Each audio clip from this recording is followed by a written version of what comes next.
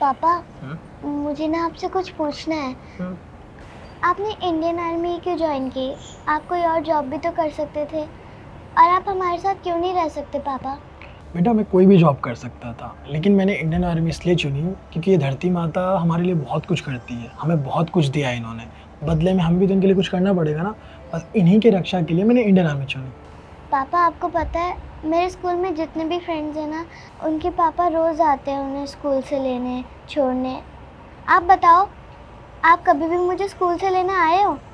बेटा, मैं तुमसे वादा करता हूँ कि जब भी मुझे नेक्स्ट छुट्टी मिलेगी तब मैं तुम्हें रोज़ स्कूल से लेने आऊँगा और छोड़ने जाऊँगा, और हम बहुत सारी मस्ती भी करेंगे। वादा।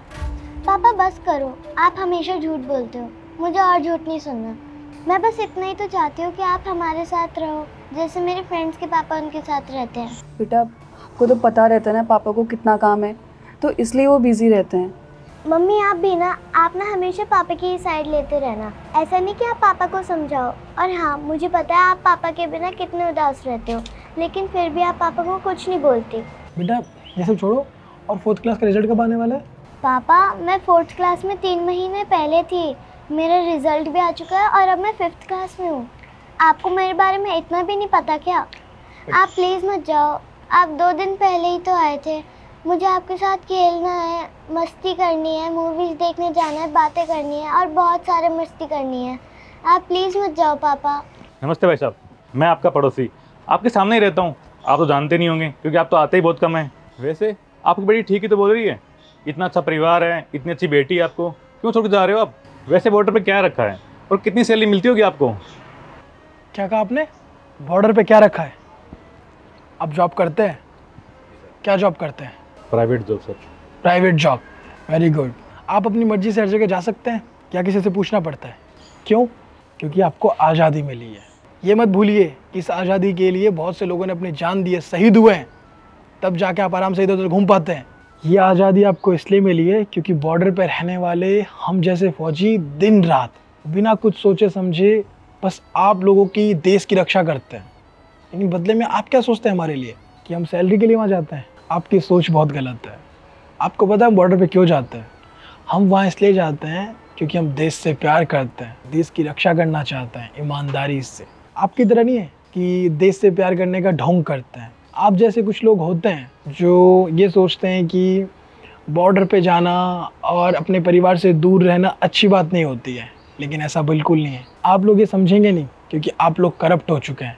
आप लोगों को ये पता नहीं है कि हमारा देश क्या है, हम लोग क्या है। बस आप लोग ये सोचते हैं कि आज़ादी हमें ऐसे ही मिल गई है, मस्ती करो, कुछ भी करो, लेकिन ये बहुत गलत बात है। आपको भी देश से प्यार करना होगा जैसा हम करते हैं। हम भी परिवार से प्यार करते हैं, लेकिन इसका मतलब ये नहीं है कि आपकी हम बात सुन लेंगे। बॉर्डर पर रहने वाला हर एक फ़ौजी अपने परिवार से दूर इसलिए जाता है क्योंकि उसको अपने देश की रक्षा करनी है। बॉर्डर पे कितनी गर्मी सर्दी क्यों ना हो, लेकिन हम लोग पसीना खून सब बहाते हैं। किसके लिए? आप लोगों के लिए।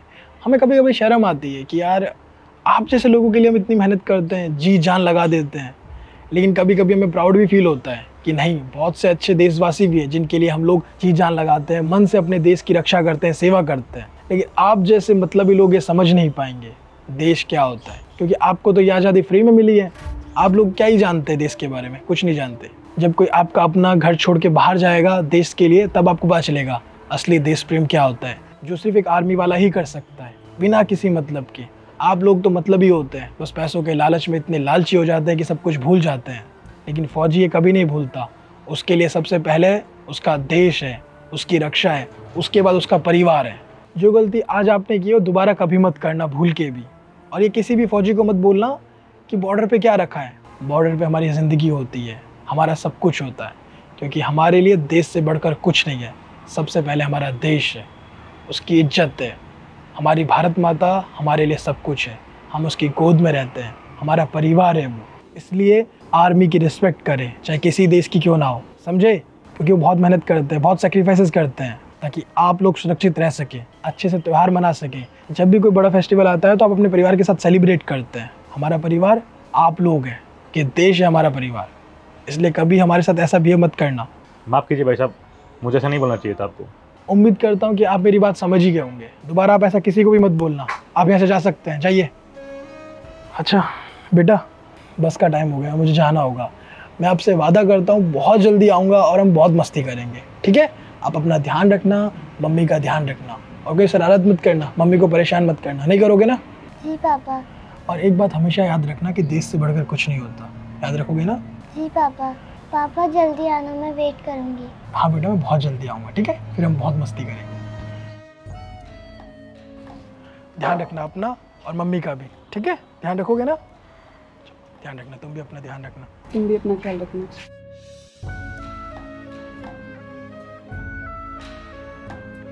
फौजी अपने घर से निकलते तो ज़रूर है, लेकिन उनमें से कई अपने घर लौट के कभी नहीं आ पाते, क्योंकि वह शहीद हो जाते हैं हमारे लिए, हमारे इस देश के लिए।